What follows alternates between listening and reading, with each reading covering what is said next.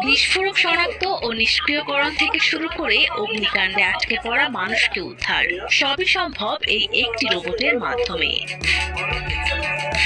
1300 degree Celsius পর্যন্ত তাপ সহ্য করতে সক্ষম এটি।